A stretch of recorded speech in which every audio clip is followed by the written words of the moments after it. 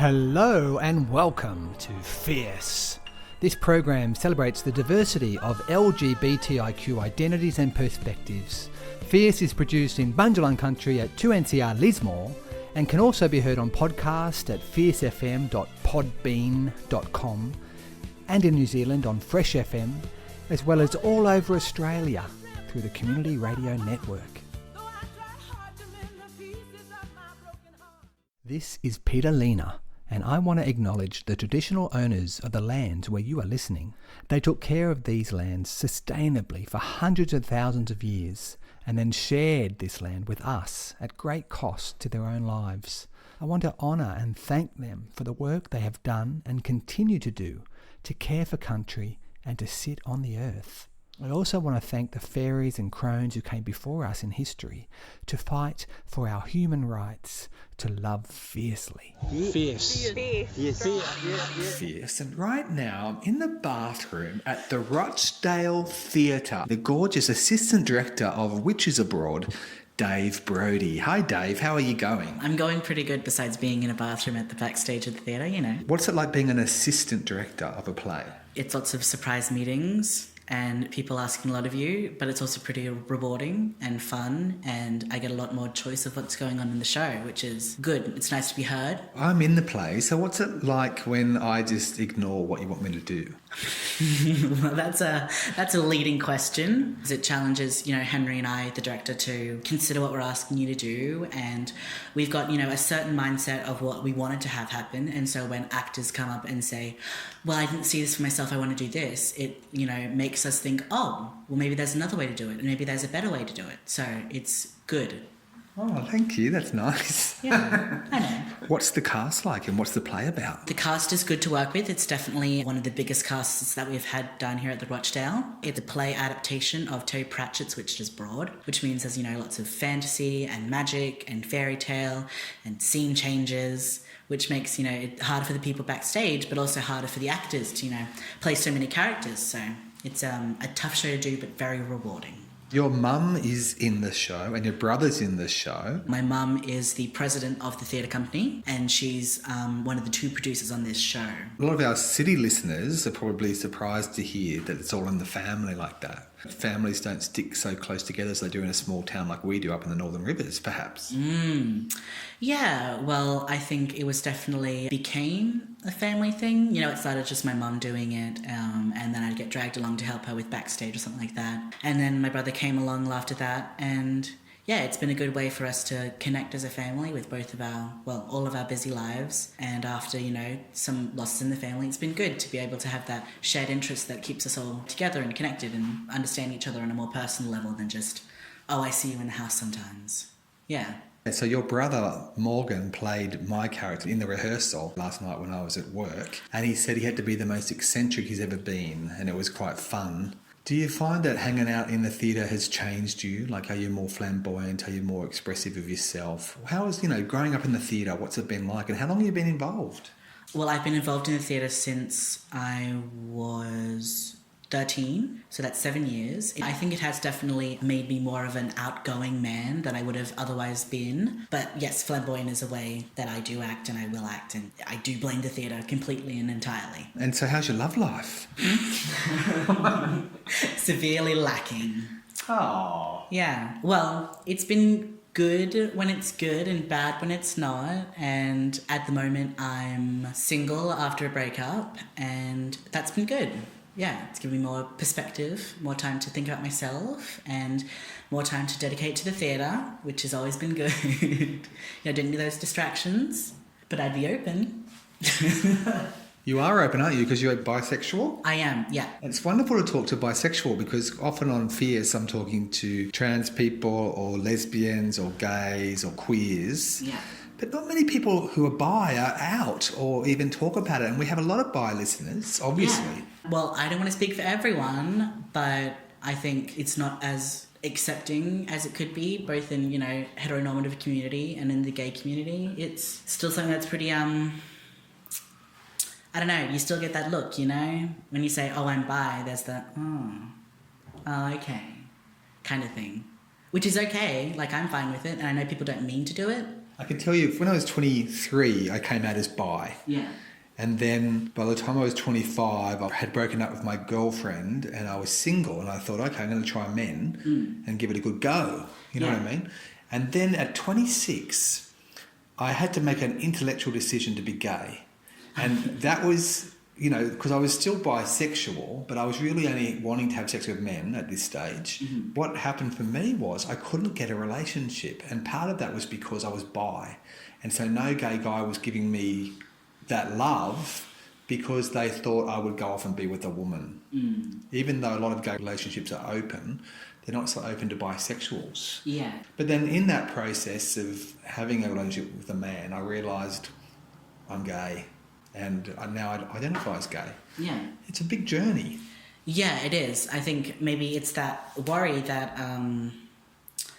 bisexuals or pansexuals are just so flippy-floppy that people are just afraid to be in a relationship because they don't want to get hurt. And I think that's true for a lot of relationships. So being able to, you know, tackle that fear and know that being in a relationship is being in a relationship and people are going to cheat no matter what sexuality they have. So can't really blame that for something, can ya? Are people really going to cheat? If they're bi, maybe. If they're straight, maybe. If they're gay, maybe. It just depends on the person more than it does depend on the sexuality. Sexuality, definitely. Yeah. Like, I know I personally couldn't. Yeah, I couldn't deal with the stress emotion. It's just too much for me. My frail little man heart. I can't do it. But that's not because I'm bi. That's just me. Do you identify as a witch? Man, I wish I did. See, that would be cool. No, but I was raised by a witch, so that's my claim to fame, I guess. That's amazing. Your mum is incredible. What sort of witch is she? Well, she was just a Wiccan witch when my brother was a kid. And she really wanted another kid, so she and my dad, you know, did a ritual and cast a spell, and then I was conceived. And yeah, for the first 8 years growing up, she was practicing Wicca, and then it trailed off with life and stuff, but it's still a good fundamental values that we were raised, you know, caring for everyone, caring for the environment, caring for ourselves, that, you know, innate spirituality that we all have. Wow, so a lot of children aren't brought in by choice, they're just accidents. But you brought in through a spell. Are you connected to that spell? Well, it's good knowing that I wasn't, you know, just that was all the planning that went into it, and I think that's what I hold on to more than what spell it was, because I have no clue. So it's, you know, that being wanted and, you know, having that effort put in to have me is very grounding for some things in my life. Yeah. Magic and fairy tales, what do they mean to you? Well, it's another part that I grew up with a lot. You know, believing in magic and the power of fairy tales and the power of storytelling has really, you know, shaped the way I grew up and the way that I think about stories and the way that I connect with people. My dad's a Wiradjuri man, so, you know, dream times and stories and that connectedness with ourselves and nature and things was also something that we were taught about growing up. So it was like this joint thing, and that's helped with the show, because you can see magic everywhere, can't you, when you're doing a production like this, even if it's with, you know, lights and sound effects and things like that. It's good to see that spark of something else. Yeah. Beautiful. Well, listeners, if you want to find out more about Dave Brodie, you can probably find him on Facebook or head to uni in Armidale, because that's where he's heading off to next year. Yeah, February, heading off to Armidale for orientation week, which is going to be fun. So Witches Abroad is happening over 2 weekends from the 11th to the 20th of October. And thank you so much for coming on the feast. Dave Brodie, he's an incredible soul. Well, thank you so much for having me in this bathroom. Is there a song that you love at the moment, or a song that's connected to your magic, your fairy tale? Fool by Cave Town. Mellow, jazz, chill out music that I think is just what someone needs when they're stressed with the theatre. I'm just a fool to keep on chasing after nothing great. You're just a fool to keep pretending that you're loving me.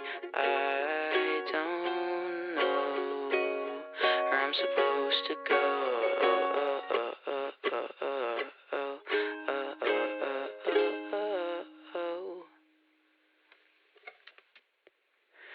Call me on the phone at 3, I'll talk to you while half asleep, complaining about your mother, so I'll take you to the cemetery. Rant to me, I like the sound, I like your voice, I like your mouth,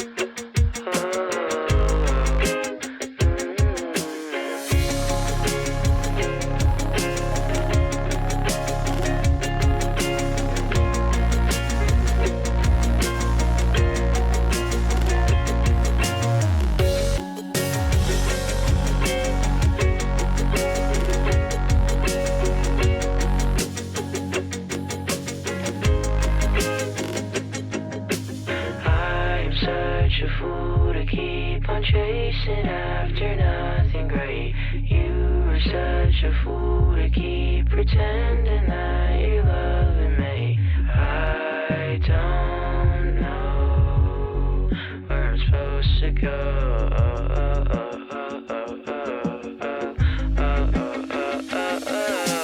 I was such a fool to keep on chasing after nothing great.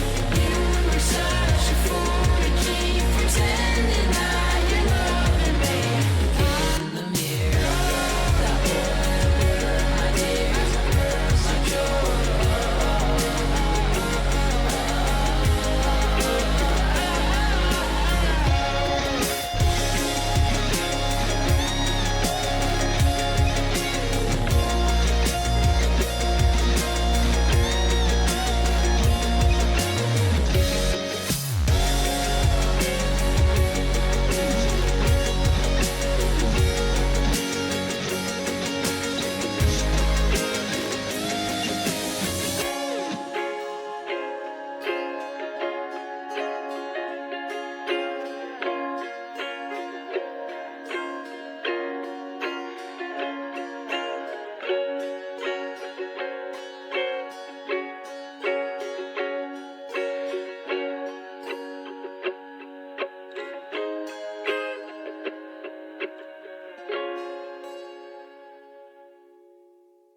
Hey, this is Jara Human in Lismore, sending a big prayer out to all our fierce queer hearts out there.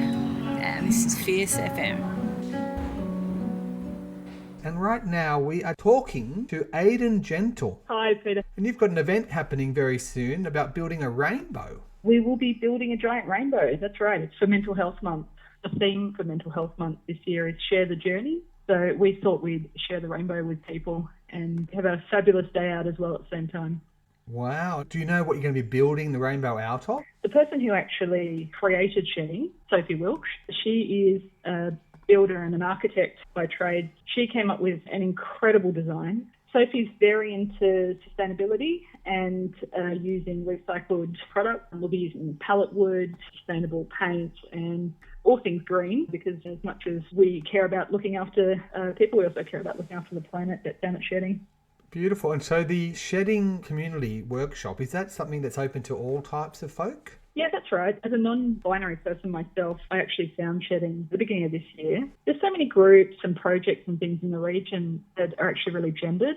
So they're open for women or they're open for men, but I couldn't find spaces that were open for me. Then I found Shedding, and it's fabulous because they don't exclude people on basis of age, gender, no categories, and particularly finances as well. They've made a really big effort to keep being either free or low cost. They don't want any barriers for people to participate. Very inclusive and very intergenerational as well. There's a lot of older people and younger people coming together to build things and mostly drink tea, have chats and build things out of wood. There's so much going on in the region, but you found that this group is actually more inclusive. Yeah, definitely. There's a lot of people diverse sexuality who attend as well. Not by design. It's happened quite as an organic process, I think, because it's a very chilled out, laid back, welcoming and accepting kind of vibe. When you go to a workshop there's always a chat on checking in and how you're feeling, and if you're not feeling very well that day, that's okay. And if you don't really want to participate so much in a workshop, but you just want to be around people and have a cup of tea, and always dogs around as well. I bring my dog. It's quite a beautiful location as well, so you can just have a little walk down to the water if you like, and it's got this green outlook, so it's really calming. Sometimes people come down just to hang out really and not build things at all, just to be around other people while they're building things. And so let me ask you about what the world is like for you. I know that I have a beautiful trans woman friend living in Mullumbimby who feels like she's the only trans in the village.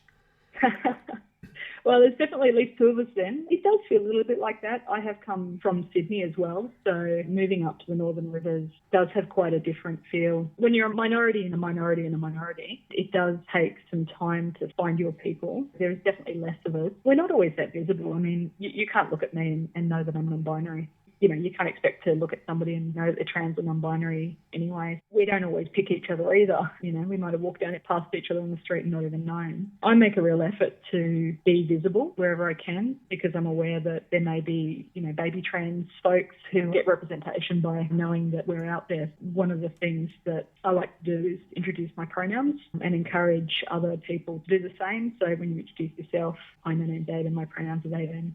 You don't have to be trans to do that. In fact, it's really supportive for cis people to do that and to let trans people know that you're a safe person. Tend to end up doing a lot of educating people as well, which is a little bit exhausting at times. I encourage people, if they want to be good allies, to go and do some research themselves on, just Google. There's lots of videos on YouTube where you can learn more about trans stuff and take some of that emotional labour off trans folk for the education side of things. The trans stuff is kind of where people were with the gay stuff maybe 20 years ago. So there is an educational role that we have. Visibility and representation is super important as well. And I think we're getting more and more of that, particularly for the younger people coming through. We need to support them the same way all the gay rights. We've been standing on the shoulders of giants who've done all the work before us. Are you open to sharing a little bit about your journey with gender? That's actually the perfect question for Mental Health Month, because the theme is Share the Journey. The event down at Shedding has been made possible by a small grant from the Mental Health Association, way ahead, and they've been incredibly supportive. My journey, sometimes I sort of stop and take stock and think, how on earth did I get here? I'm from Sydney originally, and I identify as queer both in my gender identity and in my sexuality. Like a lot of trans people, we've had multiple coming out journeys. I'm 42, and back when I was younger, we literally didn't have the language to describe our identities. So it was not only is it quite confusing because you're different, but there is actually no language to describe how it is that you feel. In terms of my sexuality, that was a lot easier to pick and understand because there was language, there was community, there was knowledge around different sorts of sexualities when I was growing up. So I came out officially around when I was 20. These days, at that age, I would have come out much, much sooner, but that's because the times have changed so much. It was less safe back then to do it sooner, so I waited until I was out of school and out of home and living independently and, in a safer environment for that sort of thing, like a lot of people did back then. I knew I was different. I knew I didn't feel like a woman. I didn't feel like a man. I felt like something that was both a combination of the two and something completely unique, so neither and both. I think the first term that I heard around my gender that started to resonate with me was actually gender fluid. It doesn't actually fit me, but it was the closest at the time that I'd heard. It was a very basic understanding at that point of gender, but it was better than any other language that I had at that point. And then I found the term non-binary was incredible when I found that term and when I understood what that meant. It was sort of a feeling of coming home. You go, oh, that's me, that fits me. And then when I found gender-neutral pronouns, that moment was extraordinary. I still remember the first time when somebody else referred to me by they, them pronouns and just how that made me feel. It was absolutely incredible being seen and being visible and having my identity recognised by another person. When at that stage I still didn't fully understand it myself, but feeling like somebody else had some understanding of who I was. For the first time in my life, and I was in my 30s, it's such a weird thing. Gender is something you carry with you your whole life, and to go 30-odd years before you even start to fully understand that is quite incredible. Yeah, I did a lot of reading. I started meeting other trans and gender diverse people who were very generous with their time and their knowledge. The trans and gender diverse communities are really supportive of each other. I mean, queer communities are very supportive as well because there's that understanding of what it's like to be a minority, what it's like to be oppressed, and what it's like to feel like you live in the margins. But trans and gender diverse communities, are a step further. There's lots of differences amongst us. Like, not all gay people are the same, but there's just that shared understanding of, I don't understand my gender either. Yeah, finding those members of the community was pretty exciting. And then finding more and more terms to go, oh yeah, I'm okay with that one too. So genderqueer is another term that I quite like. It feels perfect because it's blurry enough to explain my own blurriness in terms of my gender and sexuality. It's also freeing by not being too boxed in. Certainly nobody looking at me would read me as a man. I don't look enough like what someone's preconceived idea of a man is. So when people don't know my gender, they read me as a woman, but I can behave in ways that are considered more masculine. I do deliberately take up more space in certain conversations, particularly when I'm around who are being overbearing. I can choose to respond to that by behaving in a mask way. So we're living in quite a misogynist culture in this country. Yeah. Any thoughts or reflections around what that's been like for you being non-binary? Yeah, that's a really interesting question, actually. I do feel like I can behave in quite a masculine way, and it's quite noticeable. If I deliberately take up space, for example, in a meeting and behave in a way that is considered masculine, I could tell the difference between how I was responded to, how I was listened to, whether my opinion was as valid as a man's or a boy's. I think you can definitely tell a difference. So for binary trans people, trans men gain privilege if they medically transition, and trans women absolutely lose privilege, and their lives become a lot more dangerous as well. And then non-binary people, we just confuse everybody.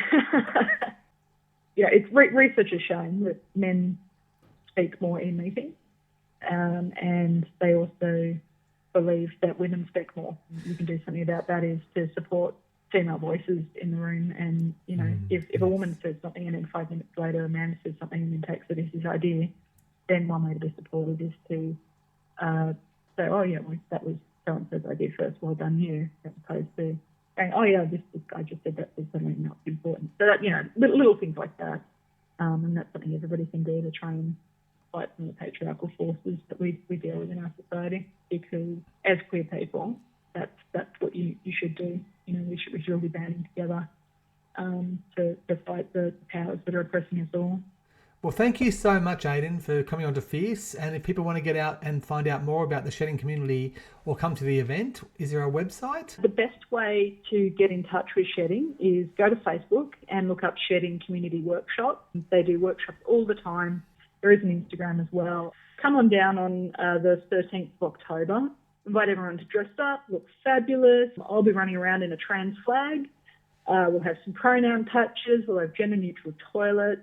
It's a beautiful environment. You don't actually have to build if you don't want to, but if you'd like to be involved, you'll learn a few tool skills. But if not, you can just hang out, have a chat, have some tea, some fairy bread. We'll have a gay old time. It'll be fabulous. Yeehaw! So this show goes out all over Australia and New Zealand. Is the shedding community all over the place or just in Mullumbimby? No, this particular one's in Mullumbimby. There's quite a few men's sheds, and there are some women's sheds popping up, but it's the only shed that I've heard of that's actually gender neutral in its approach. It would be fabulous if other people in other communities would take on board this approach. I mean, the men's sheds are wildly successful, and they're really successful in reducing social isolation, improving mental health, and, you know, shedding does the same thing, but by being open to all genders, it's a lot more inclusive, and people in our communities also need spaces like this. And so I would encourage people in other areas to be involved with your men's shed. Obviously, we are involved with our men's sheds as well, and work together, but create non-gendered spaces so your non-binary friends and family can actually be included, and define spaces as well where they can connect to community and, you know, have fun and learn new skills and meet people and make friends and just, you know, get out there and do things. That's what it's all about. Yay. Okay, well, thank you so much, Aiden. Thanks for all you're doing. Stay fierce. You too. Thank you. Yeah. Oh. Hi, this is Corece out of Brooklyn, and I know where I belong, where you are right now on Fierce FM. Baby, don't act like you don't see me. Baby, don't act like you don't see me. I know you do, yeah. I know you do, yeah. No, but I ain't gon' act like that. I ain't gon' be right there, no.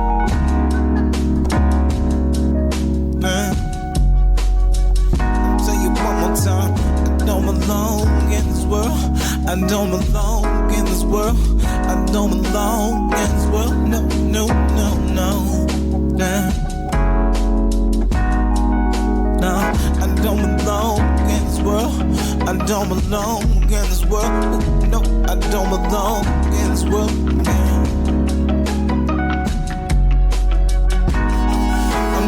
find out if you really got time to be right here telling me shit like this. I know you don't, stop acting like you do now. Yeah, I ain't gonna be here for too long. I'm grown, you know, I got the whole damn song, so don't act like I'm taking too long. Yeah, cause I know I won't. Yeah, what you gonna do? You ain't gonna do nothing. Yeah, I know you really want to though. Come on, jump on in. Yeah, if you feeling buck, I'll get it up. Yeah, then I guess you don't really want to after all. Whoa, whoa, whoa, whoa, whoa, whoa. I don't belong in this world. I don't belong in this world. I don't belong in this world. No, no, no, no, no. No, I don't belong in this world. I don't belong in this world. Ooh, no, I don't belong in this world. Yeah.